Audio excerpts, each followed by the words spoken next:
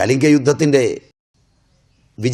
വൈജയന്തിക ദിഗന്ധങ്ങളിൽ പാറിപ്പറക്കുമ്പോൾ ചക്രവർത്തിയുടെ അന്തഃകരണത്തിലെ കൊടിമരത്തിലെ കൊടി താഴ്ത്തിക്കെട്ടി കരിങ്കൊടിയും കെട്ടിയിരുന്നു. ഓരോ രാജ്യവും ഓരോ വ്യക്തിയും അവൻ്റെ വൈജയന്തിക ഉയർത്തിക്കെട്ടുമ്പോൾ അവൻ്റെ അന്തരംഗത്തിലെ കൊടിക്കൂറ താഴുന്നതും അതിലൊരു കരിങ്കൊടി കെട്ടുന്നതും മറന്നുപോകുന്ന നിമിഷങ്ങളിലാണ് മാനവൻ പൈശാചികമായ താണ്ഡവത്തിൽപ്പെടുന്നത്. എൻ്റെയും നിങ്ങളുടെയും വിജയത്തിലുയർന്ന ഓരോ പതാകയും എൻ്റെയും നിങ്ങളുടെയും അന്തരംഗത്തിൽ താഴ്ത്തിക്കെട്ടിയൊരു കൊടിയുടെ കഥ വിവരിക്കുന്നുണ്ടാവും. അന്തരംഗത്തിലെ കൊടിയുയരും എന്നിട്ട് മാത്രമേ ബാഹ്യമായ കൊടിക്കൂറകൾ ഉയർത്തിക്കെട്ടാവൂ. അല്ല, അതിനേക്കാൾ നല്ലത് ചെളിയിൽ ചവിട്ടിയിട്ട് കാല് കഴുകുന്നതാണോ നല്ലത്? ചവിട്ടാതിരിക്കുകയല്ലേ? ചെയ്തു പോയെങ്കിൽ അതേ നിവൃത്തിയുള്ളൂ, ചെയ്തിട്ടില്ലെങ്കിൽ എനിക്കറിയില്ല. ഞാൻ അവരുടെ നിശബ്ദത അളന്നു നോക്കിയില്ല, ആസ്വദിച്ച് നോക്കിയിട്ടുണ്ട്. അത് മനസ്സിലായി. എനിക്ക് ശബ്ദത്തേക്കാൾ ഇഷ്ടം നിശബ്ദതയാണ്. കാരണം എൻ്റെ ശബ്ദം വളരെ വലുതാണല്ലോ.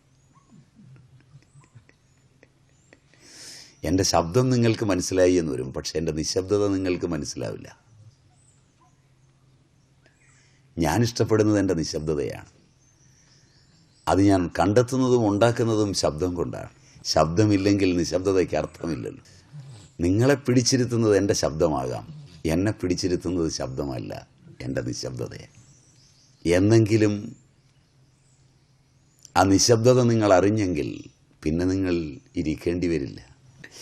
കാരണം നിശബ്ദതയിലാണ് പരിണാമമുണ്ടാകുന്നത്. Because silence is violence. Silence is violence. ഒരു കോലാഹലം എല്ലാവരും കൂടെ നടത്തുമ്പോൾ സാരമില്ല.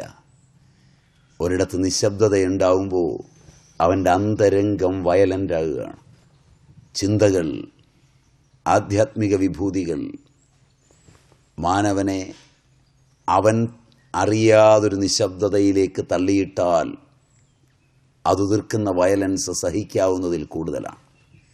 അതിന് പകരം നിങ്ങളെ എല്ലാവരെയും നിരത്തിയിരുത്തി സ്വാമിയും കണ്ണടച്ച് നിശബ്ദമായി 5 മിനിറ്റ് ഇരിക്കാൻ പറഞ്ഞാൽ ഈ നിശബ്ദതയുണ്ടാവില്ല. അത് പരിണാമമില്ലാത്ത അസൂയയിലൂടെയും കുശുമ്പിലൂടെയും കണ്ണടച്ചിരുന്ന് ശബ്ദായമാനമായി പോകാൻ പറ്റിയ പ്രതിഭാസം മാത്രമാണ്. നിങ്ങൾ കണ്ണടയ്ക്കുന്നതിന് മുമ്പ്, ഇന്ദ്രിയങ്ങൾ ഉപസംഹൃതങ്ങളാകുന്നതിന് മുമ്പ് കടുത്ത ശബ്ദത്തിൻ്റെ നിശബ്ദതയിലേക്ക് നിങ്ങൾ എന്നെങ്കിലും ഒരിക്കൽ വഴുതി വീണാൽ അന്ന് നിങ്ങൾക്ക് ബോധ്യമാകും ആ നിശബ്ദത അർത്ഥശൂന്യമാണ്. Am I right? അതുകൊണ്ടാണ് അന്തര്യോഗമെന്ന് പറഞ്ഞ് പലരും വീട്ടിൽ നിന്ന് വളരെ ദൂരെ നിന്നൊക്കെ ഇരിക്കാനുള്ള പുലിത്തോലും ഒക്കെ ആയിട്ട് വന്നിട്ടും ഞാൻ ആരെയും കണ്ണടപ്പിച്ചില്ല. കാരണം നിങ്ങളുടെ ആരുടെയും കയ്യിൽ അമൃതില്ല എന്ന് എനിക്കറിയാം. പണമേ ഉള്ളൂ. അമൃത് കയ്യിലുണ്ടായിരുന്നെങ്കിൽ ഞാൻ കണ്ണടപ്പിക്കുമായിരുന്നു, തട്ടിയെടുക്കാൻ. പണം നിങ്ങളുടെ കയ്യിൽ നിന്ന് തട്ടിയെടുക്കാൻ നിങ്ങളെ കണ്ണടപ്പിക്കേണ്ട കാര്യം ആ ആസുരി സമ്പത്തിയില്ല. അത് കൃഷ്ണൻ്റെ പാരമ്പര്യത്തിലില്ല, വിഷ്ണുവിൻ്റെ പാരമ്പര്യത്തിലില്ല. അമൃതുണ്ടെങ്കിൽ അരക്കൈ നോക്കാം. മനസ്സിലായില്ല? കാരണം അത് നിങ്ങളുടെ കയ്യിലിരിക്കാൻ യോഗ്യമല്ലാത്തപ്പോൾ. അതുകൊണ്ട് കണ്ണടച്ചിരുത്തുമ്പോൾ ആദ്യം ആലോചിക്കണം. പക്ഷെ അന്നേരം വിവരം ഉണ്ടാവില്ല. ഉണ്ടായിരുന്നെങ്കിൽ അസുരന്മാരും കണ്ണടക്കിയില്ലായിരുന്നല്ലോ. അവർക്കും ഗുരുവും രാജാവും ഒക്കെ ഉണ്ടായിരുന്നല്ലോ. എല്ലാവരും കണ്ണടച്ചു പോയില്ലേ? വിളമ്പിയത് വേറെ ആൺപിള്ളേർക്കായി പോയില്ലേ? നിങ്ങൾ പലപ്പോഴും കണ്ണടച്ചു. പിന്നെ ഒരു സമാധാനമുണ്ട്, അമൃതൊന്നും പോയില്ലല്ലോ, കാശല്ലേ പോയുള്ളൂ. അതുകൊണ്ട് പ്രപഞ്ച സർജനത്തെ നോക്കിയാൽ ആദ്യം ഈ ചോദ്യം ചോദിക്കണം. എന്നിട്ട് സ്ഥൂല ശരീരത്തെ ആദ്യം ഉടച്ചു വാർക്കാനാവില്ല. മനസ്സിലായില്ല?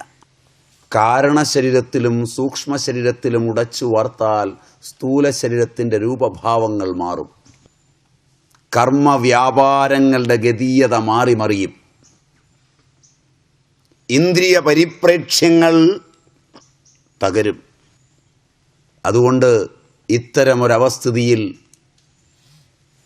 സ്വന്തം ആത്മരോഷം കൊണ്ട് മന്യുരസി മന്യും മയിധേഹി, രോഷമുള്ള അവിടുന്ന് ആരാ? എന്നിലെ അച്ഛനെ പ്രതിക്കൂട്ടിക്കയറ്റിയ എന്നിലെ മകൻ, എന്നിലെ അമ്മയെ പ്രതിക്കൂട്ടിക്കയറ്റിയ എന്നിലെ മകൾ, എന്നിലെ ഭർത്താവിനെ പ്രതിക്കൂട്ടിലെത്തിച്ച എന്നിലെ ഭാര്യ. സാക്ഷികളില്ലാതെ നേരിട്ട് ജഡ്ജി കണ്ട സംഭവമാണ്. പിന്നെ അതിന് സാക്ഷി വേണ്ട. സാക്ഷി വിസ്താരങ്ങളില്ലാതെ, സാക്ഷിയില്ലാതെ വാദിക്കാവുന്ന കേസായത്. അഗ്രീഡ്. മറ്റുള്ളവനൊക്കെ സാക്ഷിയെ വിസ്തരിക്കണം. എവിടെ വെച്ച് കണ്ടു, എപ്പോൾ കണ്ടു, എത്ര മണിയായിരുന്നു, കണ്ടപ്പോൾ എന്തൊക്കെയായിരുന്നു അവിടെ ഉണ്ടായിരുന്നത്, കണ്ട സമയത്ത് സൂര്യൻ എവിടെയാണ് നിന്നത്, ശരിയല്ല. അതൊന്നും ചോദിക്കണ്ട. കാരണം ഇത് നേരിട്ട് ന്യായാസനം കണ്ട കർമ്മമാണ്.